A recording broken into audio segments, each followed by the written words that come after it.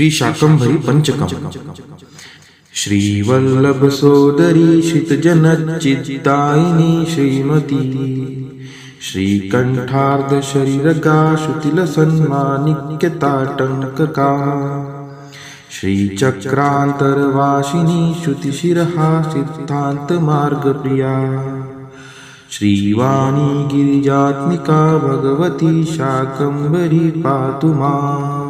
शांता शारद चंद्र सुंदर मुखी शाल्यन्न भोज्य प्रिया शाकय पालित विष्टिपाशत दृशा शाकोल्ल सत्विग्रहा श्यामांगी शरणागतातिशमनी शक्रादिभिः संसिता शंकर्यष्टफलप्रदा भगवती शाकंभरी पातु माम्। कंजाक्षी कलशिभवादि विनुता कात्यायनी कामदा कल्याणी कमलालया करकृता भुजासिखेटाभया कादं वासवमोदिनी कुचलसत्काश्मीरजालेपना कस्तूरी तिलकाञ्चिता भगवती शाकंभरी पातु माम्। भक्तानन्दविदायिनी भवभयप्रध्वंसिनी भैरवी भर्मालंकृति भासुरा भुवनभिकृत दुर्गतर्पापहा भुभृन्नायक नंदिनी भुवनसुरभास्यत्परकोटिभा भौमानंद विहारिणी भगवती शाकंभरी पातु माम्। रीतानाय शिखासुरक्तदशना राजीवपत्रेक्षणा राकाराजकरावदात हसिता राकेतुबिम्बस्थिता रुद्राणी रजनीकरार्भकलसन्मौलिरजोरूपिणी रक्षः शिक्षण दीक्षिता भगवती शाकंभरी पातु माम्। श्लोकानामिह पंचकं पठति यः स्तोत्रात्मकं शर्मदम् सर्वापत्तिविनाशकं प्रतिदिनं भक्त्यातिसन्ध्यं नर आयुपूर्णं पारमर्थं मलां कीर्तिप्रजामक्षया शाकंभर्यनकुम्पया सलभते विद्यां च विश्वार्थका। इति श्रीमच्छंकराचार्य विरचितं शाकंभरी पंचकं सम्पूर्णम्। श्री शाकंभरी कवचम्। शक्र उवाच शाकंभर्यास्तु कवचं सर्वरक्षाकरं गुणाम् यन्न कस्यचिदाख्यातं तन्मे कथय षण्मुख। स्कंद उवाच शक्र शाकंभरी देव्या कवचं सिद्धिदायकं कथयामि महाभाग शृणु सर्वशुभावहम्। अस्य श्री शाकंभरी कवचस्य स्कंद ऋषिः शाकंभरी देवता अनुष्टुप् छन्दः चतुर्विध पुरुषार्थ सिद्ध्यर्थे जपे विनियोगः। ध्यानं शूलं खड्गं च डमरुं दधा नाम भयप्रदं सिंहासनस्थां ध्यायामि देवी शाकंभरीमहम्।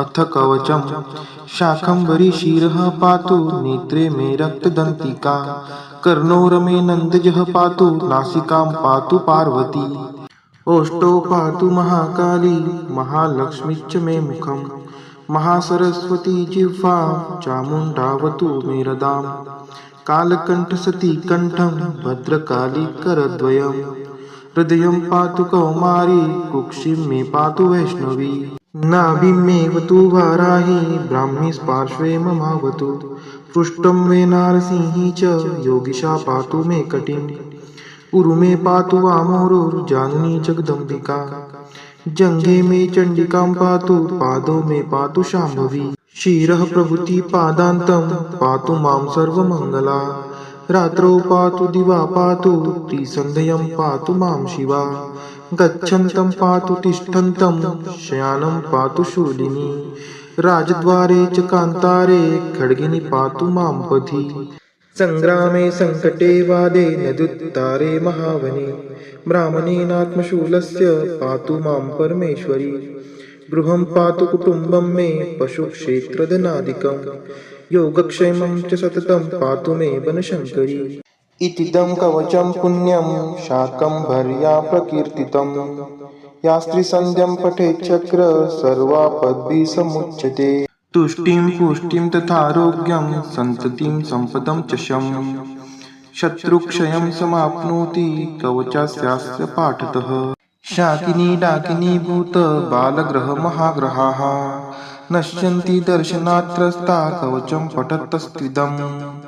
सर्वत्र जयमाप्नोति धनलाभं च पुष्कलम्। विद्यां वाक्पटुतां चापि शाकम्भर्या प्रसादतः। आवर्तन् सहस्रेण कवचस्यास्य वासव। यद्यत् कामयतेऽभीष्टं तत्सर्वं प्राप्नुयात् ध्रुवम्। इति श्रीस्कन्दपुराणे स्कन्दप्रोक्तं शाकम्भरीकवचं सम्पूर्णम्। श्रीशाकम्भर्यष्टकम्।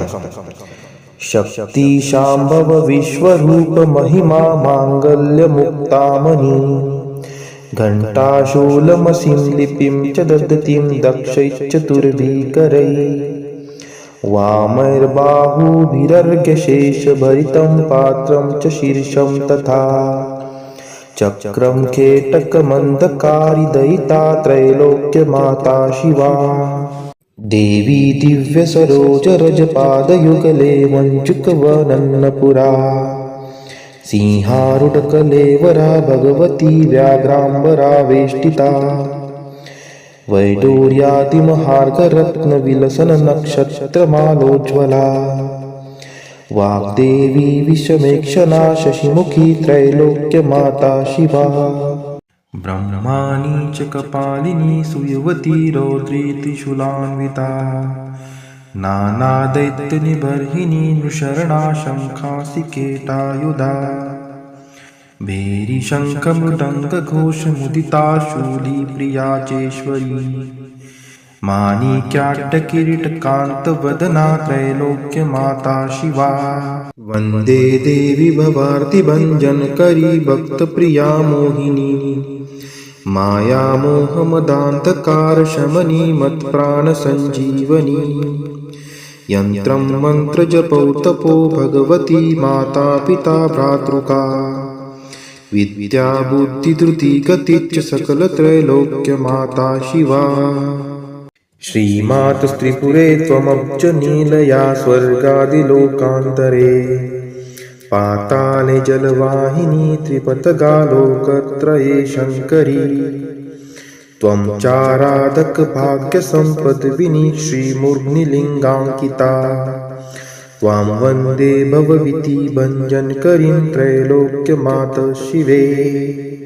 श्रीदुर्गे भगिनीं त्रिलोकजननीं कल्पान्तरे डाकिनीं। वीणापुस्तकधारिणीं गुणमणिं कस्तूरिकालेपनीं। नानारत्नविभूषणां त्रिनयनां दिव्याम्बरावेष्टितां। वन्दे त्वां भवभीति भञ्जनकरीं त्रैलोक्यमातः शिवे। नैऋत्यां दिशि पत्रतीर्थममलं मूर्तित्रये वासिनीं। सामुख्या च हरिद्रतीर्थमनघं व्याप्यां च तैलोदकम्। गङ्गादित्रयसङ्गमे सकुतुकं पीतोदके पावने। त्वां वन्दे भवभीति भञ्जनकरीं त्रैलोक्यमातः शिवे। द्वारे तिष्ठति वक्रतुण्डगणपः क्षेत्रस्य पालस्ततः। शक्रेड्या च सरस्वती वहति सा भक्तिप्रिया वाहिनी। मध्ये श्रीतिलकाभिधं तव वनं शाकम्भरी चिन्मयी। त्वां वन्दे भवभीति भञ्जनकरीं त्रैलोक्यमातः शिवे। शाकम्भर्यष्टकमिदं यः पठेत् प्रयत् पुमान्। स सर्वपापविनिर्मुक्तः सायुज्यं पदमाप्नुयात्। इति श्रीमच्छङ्कराचार्य विरचितं शाकम्भर्यष्टकं सम्पूर्णम्।